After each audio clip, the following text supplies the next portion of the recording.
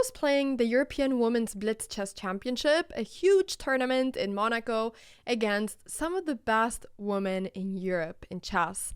And at this point, I was honestly a little bit tilted because I had started the tournament really well with 3 out of 4 points, but now I was on 3 out of 6. I had lost 2 games in a row. This was round 7, and everything that I wanted was to make a comeback. In this round, I was playing against Chjara Sabuiani, a 1900 rated player from France, and I was just hoping that I was going to have a good game. So I let my little glass of water, or whatever it is, on the side of the board. I put on my glasses and I started looking around like I kind of did after every start of the round. I always wanted these games to start really quickly because I was feeling so ready when I sat down by the board. But of course, we had to wait for everyone to sit down by their board. So here I'm just kind of contemplating a little bit my life choices. I took a sip of water. I started reading the text over there. And I was just waiting. I started thinking, okay, what openings should I play? Who is my opponent? So we're going to speed this up a little bit. But finally, the arbiter told us that we could start the match. We shook hands and she played 1d4. I replied with d5, she went c4, I went e6, and this was a queen's gambit declined. The exchange variation, this is literally what I play with white as well. So I used to hate playing against this, but I've now found my favorite line, and you're gonna see what it is that I play now against it, because I really like this line. I was trying to make sure that I remembered theory because somehow I have a tendency of forgetting my theory when it comes to this opening, as I haven't played it for that long. I went h6, she cuffed a little bit, she came back, and then she moved back her bishop. I got my bishop out to d6, a very active square, and I waited for her to make her next move. Typically here, people will play either queen c2 or bishop d3. She opted for bishop d3, developing her bishop and putting in an active square, and I castled. As you can see, I am now bringing my king to safety very early on. She played queen c2, and I played rook e8, which is a key idea in this opening. She went knight f3, and this is the moment when I had kind of forgotten what the theory was. So I was trying here to remember. My head being a little tilted is my sign of, wait, Anna, what was the theory here? And I played a5, which can't still remember. I don't think that was the theory. But it didn't really matter. At the end of the day, this was a Blitz tournament, so what mattered was just to play these games quickly. And I wanted to get some kind of queenside attack. I played knight a6.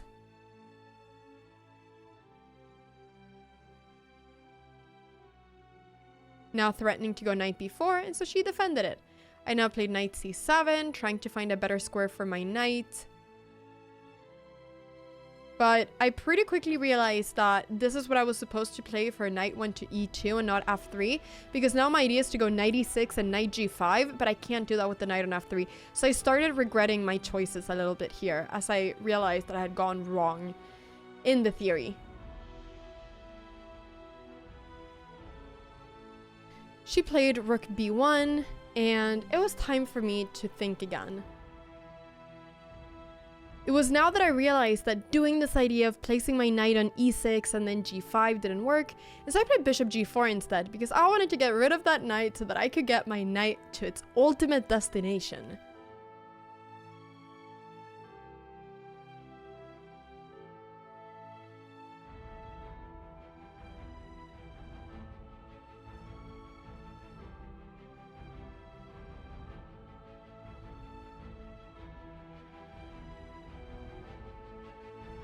She moved back her knight, and I thought, okay, mission accomplished, but now what I realized was that her e-pawn was gonna start pushing at some point. She was gonna play e4.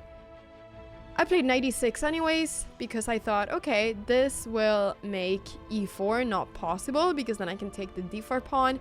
But as soon as I played knight e6, I realized a fatal mistake, which was that my bishop now didn't really have any places to go to.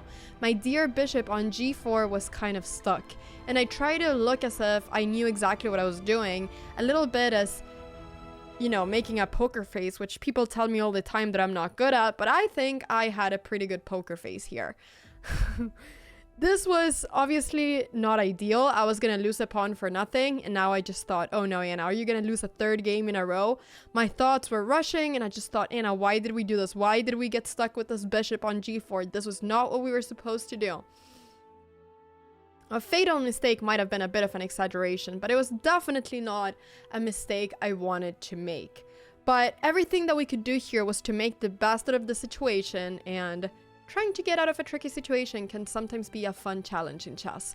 So I just thought, okay, we gotta go bishop g6. I had lost the pawn here, but I was gonna fight for as long as I could. And so her queen was now on g6, and I thought, how can I make this as complicated for her as possible? I tried to analyze different sacrifices because I knew that her bishop on h4 was unprotected. And to be honest, me making a mistake like this and knowing now that I have to play very precisely to not lose the game sometimes motivates me, because it means that I have to play even better to have a chance of recovering. So I was actually feeling pretty motivated right now. My time was going down, and I played the move bishop e7 because I wanted to be able to move this knight without my queen hanging. I also just thought it's time to start playing fast and try to confuse her. So she played knight f3 with the clear idea of going knight e5 and getting the knight and the queen together. And there's a saying in chess which is that knights and queens are best friends, and if they're in front of your king, you're gonna get checkmated. So I went knight f8 to get the queen out of there, as I realized pretty quickly I didn't want the queen to be there. She played queen f5, I went g6. I was still attacking the queen. Here I dropped a piece and I had to go down to the floor to pick it up. She played queen e5, and now things were changing. You see, here there were all kinds of tactics that could be played. I went king g7, which maybe something like knight. Yeah, I'm not sure exactly what the move there that worked was. You can try to see if you can find it. But now, basically, her bishop got stuck, and she realized that this was not ideal. She had moved really quickly, and she hadn't realized that by placing the queen on g3, her bishop was stuck. So now I was better. I was back in the game, and I was here to win it. So I wanted to trade queens because I thought that would make this endgame very quickly. I was a full piece up, and I just thought, okay, I will be able to win this game now, I thought. My time was very low, and for some reason that pawn didn't want to be put in its right spot. And she played b4, obviously, to try to get that pawn running as fast as possible. I was trying to trade off as many pieces as I could, and now I wanted to find a good square for my knight. So I went knight g6. She played b5, and I went c5, which I think is a great move. The idea being that I didn't want her to get the rook active. So she moved her rook to d1. Now I didn't really necessarily want her to be able to take on c5. So I decided to take.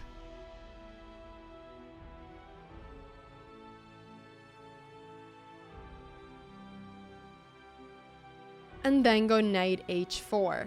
My threat was simply to go knight f3 check and win the d4 pawn.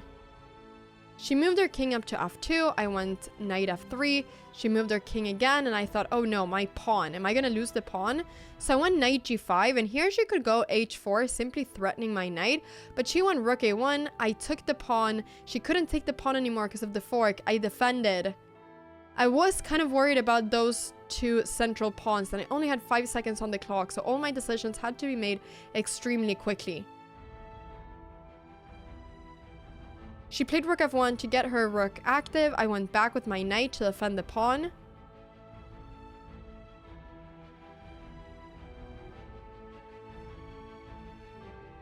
She played b6. I went rook d8. She defended. I went rook c8 just to get my rook into activity.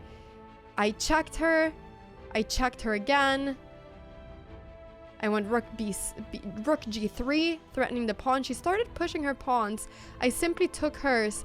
And here, for some reason, I got a bit worried about those pawns. And with a few seconds on the clock, I somehow made this decision to sacrifice my knight, thinking that I was in deep trouble, when in reality I wasn't. Here I thought I was losing. I got really annoyed, but then I realized I wasn't, and I was really happy about that.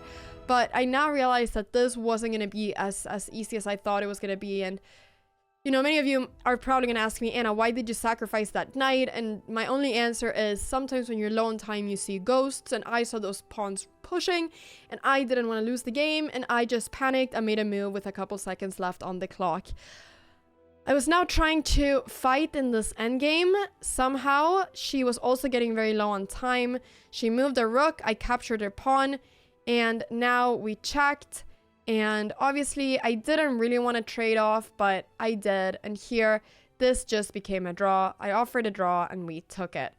So this started out with me being completely lost, then completely winning, and then it became a draw.